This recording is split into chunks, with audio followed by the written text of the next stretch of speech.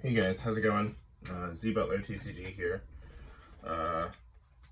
This is my post Store Championship deck profile. This is the first deck profile I've done in quite a while, so bear with me. I'm also exceedingly tired.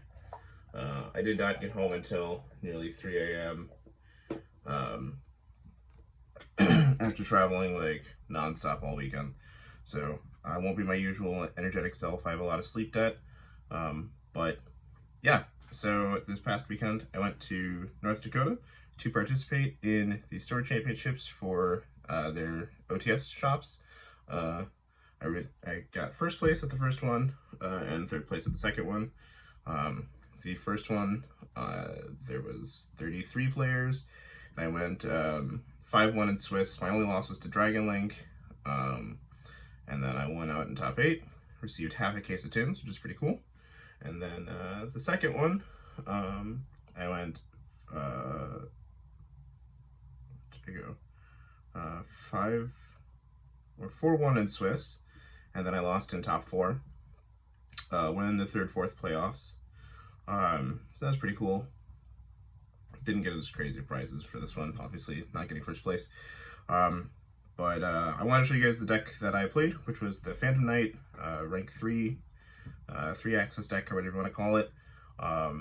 And it's especially cool because this is actually the exact deck list, card for card, I would have played for the October extravaganza if I had a chance to play. I had family obligations, so I couldn't. But this is the deck that I've been playing card for card for the past like month. Originally I was going to change a few cards, but due to some delays in travel, I didn't really have time, and I was just too tired to make those kind of like sweeping decisions about my deck, so I just decided to play with what I've been playing, and it went very well. So yeah, I'll show you guys the deck. Unlike previous deck profiles that I've done, I won't be breaking it down into like starters, extenders, and things like that. It's just gonna be monster spells and traps. The deck is very kind of just like every card basically facilitates multiple roles outside of like the bricks, really. So there's just no reason to play or to break it down. You guys can get it. So first up, for Phantom Knights, I played 3 Torn Scales, 2 Cloak, 3 Boots, 1 Glove, and 1 Greaves. Going into this, when I first picked up the Phantom Knight deck, I only played 2 Boots, and after talking to July TCG, huge shout out to him, by the way, fantastic player, super nice person, helped me get a lot better with the deck. He kind of just like explained to me how silly I was being for not playing 3 Boots. This is the best extender. Greaves is also very underrated. I think it should definitely be played. It allows you to do a lot of really cheeky things where like you can bypass the once per turn special summon on Boots by just summoning another one off of this, or you can special summon Cloak. You can add this to your hand off of Cloak, and then bring back its Torn Scales after the banish of Cloak, and then special summon Torn Scales, and then special summon this. That gives you 2 bodies there. There's just a lot of really cool flexible plays like that. So that was the Phantom Knights. For the Fiends, I played 3 Tuber Guide from the Underworld, 1 Graph, 1 Seer. I didn't want to play Libic, I didn't want to play Skarm, I didn't feel like those were useful. I didn't want to play Sangan. Sangan was the only one I had considered. The issue I find with those kinds of additional cards to the engine is that, let's say you draw a Tour Guide, and you don't draw one of these, well then you'll summon Tour Guide, summon Graph, summon Seer. That leaves you a Tour Guide, and Dex. The next Tour Guide will get the Tour Guide. If you have the Sangan or anything else, then the Tour Guide can get that, and then you're left with the useless Tour Guide. But also, most of the time, drawing one of these really isn't that bad because of the number of extenders you play through the Phantom Knights and the like level 3s and stuff like that. You'll usually find a way to use these. So I just felt like playing an additional Burning Abyss or even a Sangan to search like a hand trap just wasn't really worth it. I never really had any issues with this. I do side a 3rd Burning Abyss though. So then I played 2 Kagemucha Knights. These are just like the random low 3s. And Junk Forward. These were very good. The Kagemucha Knights especially were very good. Junk Forward was there specifically because of Dragon Link, because if they end on like Seer's Tidying, I can, like Roto this, Even though it's a one-of, like just having the option to like Rota this, special summon and attack the spheres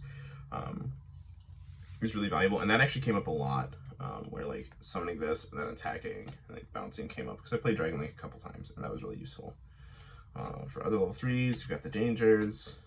So 1 Tsuchinoka, 1 Jackalope, 1 Wheelator, 1 Tracker for E-Tele targets, and then the last level 3 extender package I played that was like super good. And it's the I haven't seen anybody else doing it yet. Highly recommend this, by the way. Is 1 Super Quantum Blue Layer and 1 Super Quantum Red Layer. So to talk about these for a second, you can't really talk about Blue Layer without mentioning Torn Scales. So let's say you normal summon Torn Scales, you E-Tele out the Blue Layer. Blue Layer will search Red Layer, and then you can send these to the grave to summon Cherubini. Cherubini can, do its thing, and as soon as you banish a Phantom Knight, you summon this back, and then this is in your hand off the Blue Layer. So then you discard this, and that'll summon back, and then it'll trigger to summon back Blue Layer, because what these do is, when this is summoned, it adds Red Layer, and when this is summoned, it can either add Blue Layer from grave to hand, or if it's sent to the grave, it can special summon it back, but it negates its on-field effects.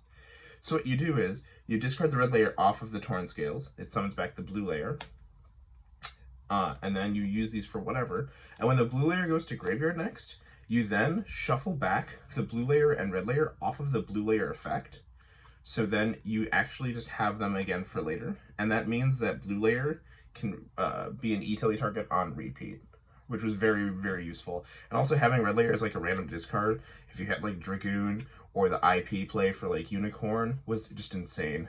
There's multiple times where I would like discard off of Dragoon, special summon back Blue Layer, and then I could use the Blue Layer to use with the IP for a bigger monster.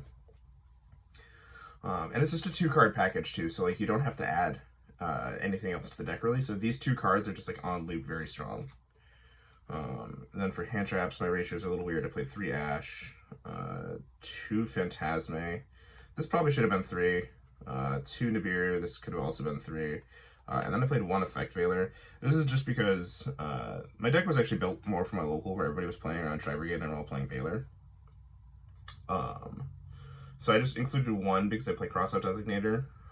So all of these are crossout targets. But I felt like this was actually really solid, and I cited out of this a lot. The other hand trap that I played too for crossout was just 1 Imperm. These came out a lot because I just honestly didn't really care about what they would do a lot of times. Most of the time, crossout was really just there for Nibiru, because the only hand trap that I actually really cared about was Nibiru. And by playing crossout, I effectively always get to play around this card, which was very good. And then for the Dragoon, you have your bricks, so Red Eyes and Dark Magician. For spells, 3 Crossout Designator, 3 Forbidden Droplet, for going second, of course, 2 Teleports, 1 Rhoda, 1 Red Eyes Fusion, 1 Call by the Grave, and then I played the Rank Up Magic, the Phantom Knight's Rank Up Magic Force. This card's very good. So the what's it called? Dark Rebellion or Dark Requiem is just an insane negation that gives you extra bodies, which did come up many times. Crossout, again, like I said, was mostly for Nibiru, and that came up multiple times throughout the tournament. Droplet was obviously very powerful. Teleport being at 2 is great. Just means that you have effectively 3 copies of Blue Layer when you want it. The other 2 E-Tele targets don't even matter. A lot of the times I would cite out of them, because Blue Layer is the only one that actually matters. And then you've got your generic, just normal good spells. And then for traps, I played 3 Fogblade and a Brigandine. This is mostly just to be like an extender and help me play through Nibiru and stuff like that. So that was the main deck. It was 51 cards. The 51st card was the Junk Forward. Definitely could be cut. Shoutouts to Yugi, King of Games. Extra deck, you have Dragoon, Double Break Sword. That's not in order, actually. You have Dragoon, Double Break Sword. Double Break Sword came up a pretty decent amount, actually. In testing, it never really did, but there was multiple times this weekend where I would just abuse the fact that I had 2, and it was really good. 1 Livier. This is mostly just for like when your hand is just insane, or it's a good follow-up card. And then Dark Rebellion and Dark Requiem. So what Dark Requiem does is if you have Rebellion under it as a material, you can detach a material to negate a monster effect, destroy it, and if you do that, you special summon back an Xyz monster from your graveyard. So like you can summon this in a zone other than the one that Bardiche is pointing to, detach, and then special summon back your Break Sword, for example, and then get another pop. And that was really good. And it also just meant that I had extra materials to work with for IP, and this not being a once per turn or a once per chain came up multiple times where my opponents didn't know that, and so they would play assuming that it was like a once per turn or a once per chain, and then would get just like wrecked by that. It was really good. And then Zeus never really came up, honestly. I think I played it, well, no, that's not true. I summoned it twice. One of them was just to force out a counter trap, the other one was just because it was like the only thing left. I was in a really big grind game. So yeah, but it doesn't really come up that often. And then Link Spider, Cherubini, Anaconda, IP, Unicorn. This is the only Nightmare I played. I just wanted to play the more flexible one. I had considered Phoenix though. Bardiche, Access Code, and then I actually played Underworld Goddess. So as much of a meme as this card was in my friend group, shoutouts to Joey. This card has come up like every match since I put it in the deck.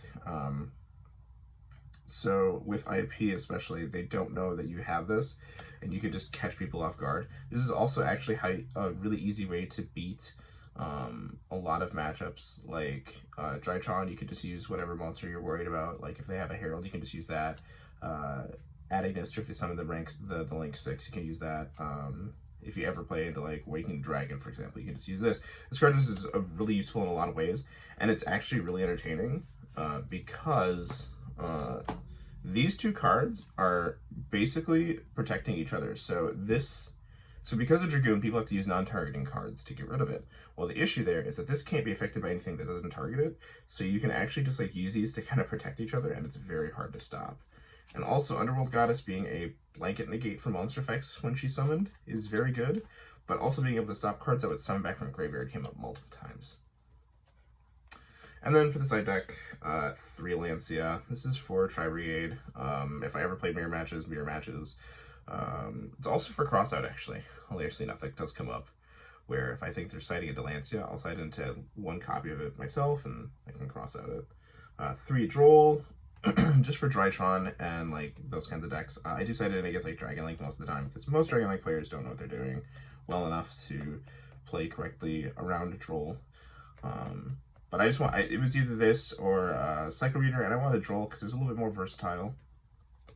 Barbar for if we start to go to time.